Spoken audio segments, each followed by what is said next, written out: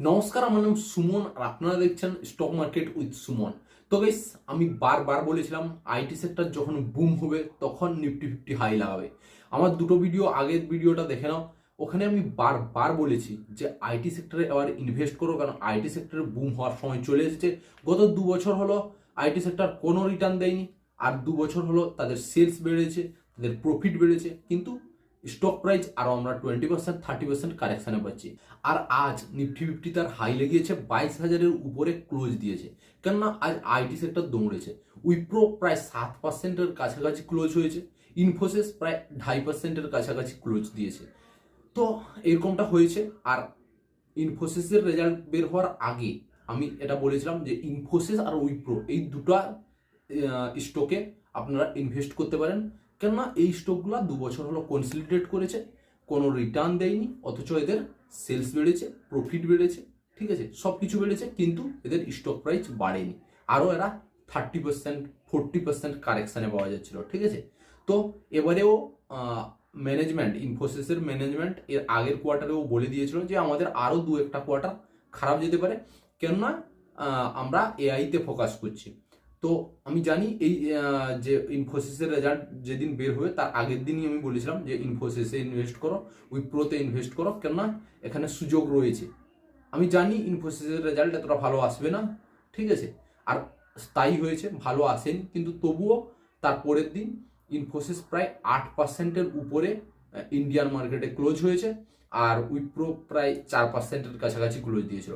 সেই একই ব্যাপারটা হলো তারপরের দিন উইপ্রোর রেজাল্ট বের হলো। উইপ্রোর রেজাল্টও খুব একটা ভালো আসেনি, কিন্তু মানে যেটা এক্সপেক্ট করেছিল মার্কেট তার থেকে ভালো এসেছে, ঠিক আছে। আর তার সঙ্গে এতদিন হলো কনসলিডেট করেছে, কোনো দেয়নি, রিটার্ন দেয়নি। তো ওই সব কিছু মিলে গিয়ে খুব একটা আমেরিকান মার্কেটে খুব ভালো দেখাচ্ছিল, প্রায় 17%-এর কাছাকাছি ক্লোজ দিয়েছিল। কিন্তু দুদিন হয়ে গেল মাঝখানে, শনিবার রোববার ছুটি ছিল, আজ সোমবার যখন মার্কেট খুললো প্রায় 13%-এর কাছাকাছি মুভমেন্ট দেখিয়েছিল উইপ্রো, ঠিক আছে। শেষে ক্লোজ দেয় 7%-এর কাছাকাছি, আর উইপ্রো ওই 2-2.5%-এর মাঝখানেই আজ ঘোরাফেরা করছিল, ঠিক আছে।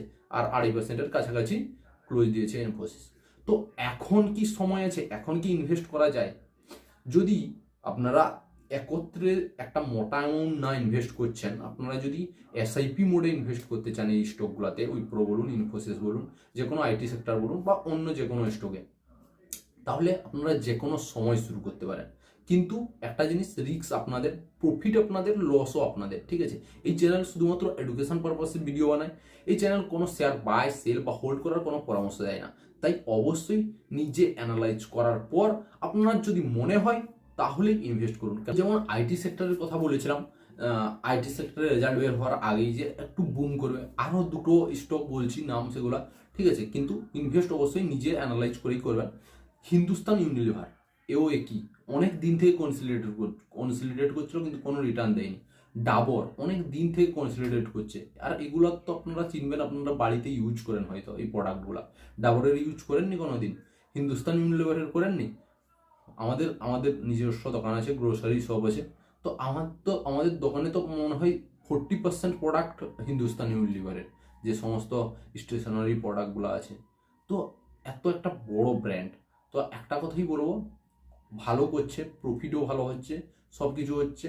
মাঝখানে 3 বছর হলো কোনো রিটার্নই দেয়নি। তো এখন একটা সময় আছে হিন্দুস্তান ইউনিলিভারে একটা ভালো মুভমেন্ট দেওয়ার, ঠিক আছে। তো হিন্দুস্তান ইউনিলিভার, ডাবর, এই দুটো স্টক এখন সুযোগ আছে। এখন চাইলে আপনারা অ্যানালাইজ করে ইনভেস্ট করতে পারেন। আজকের ভিডিওটা একটু শর্ট হতে চলেছে, কেননা অনেক রাত্রে এই ভিডিওটা শ্যুট করছি। তো আজকের ভিডিওটা এই পর্যন্ত। ভিডিওটা ভালো লেগে থাকলে অবশ্যই ভিডিওতে একটা লাইক করে দেবে, চ্যানেল নতুন হলে অবশ্যই চ্যানেলটা সাবস্ক্রাইব করে নেবে, পাশ থেকে বেল আইকনটা ক্লিক করে অল নোটিফিকেশন অন করে দেবে।